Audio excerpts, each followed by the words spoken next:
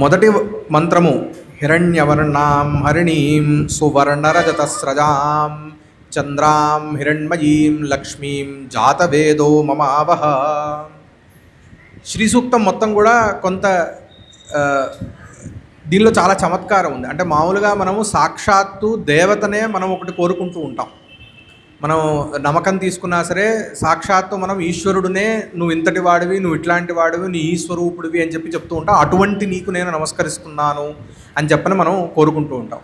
లేదా అమ్మవారినే సాక్షాత్తు అమ్మ నువ్వు నాకు ఇది ఇవ్వు అని చెప్పనైనా మనం డైరెక్ట్గా మనం అడుగుతూ ఉంటాం.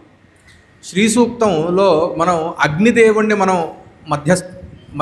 అంటే ఆయన మధ్యవర్తిగా పెట్టుకొని ఆయన ద్వారా అయ్యా నీ ద్వారా కాస్త మాకు అమ్మవారికి ఇది తెలియచెయ్యి, నీ ద్వారా మాకు ఇది కావాలి అనేటటువంటి ఇది మనకి ఇక్కడ కనిపిస్తూ ఉంటుంది. హే జాతవేద, ఎందుకంటే జాతవేదో మమావహ.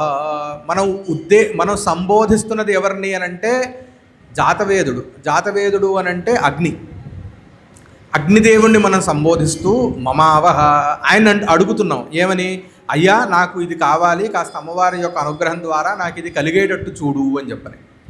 ఎందుకు అనంటే గనక ఆయన జాతవేదుడు అనంటే జాతవేద శబ్దానికి అర్థం ఏంటి అనంటే వేదముల యొక్క జ్ఞానము కలిగినటువంటి వాడు. జ్ఞాతం జాతాని అనే అర్థానికి తెలిసినటువంటి వాడు. జాతం విజ్ఞాతం వేదార్థతత్వం అని. అంటే ఎవరికైతే వేదము యొక్క తత్వము తెలిసినదో ఆయన జాతవేదుడు అని. ఆయన అలాగే అన్ని హవ్యవాహ అని కూడా మనం అంటూ ఉంటాం. అగ్నిముఖంగానే మనము దేవతలని ఉపాసిస్తూ దేవతలకి సమర్పించేటటువంటివన్నీ కూడా అగ్నిదేవతకి సమర్పించి తద్వారా అది దేవతలకి చెందేటట్టు మనం తెలియజేస్తూ ఉంటాం.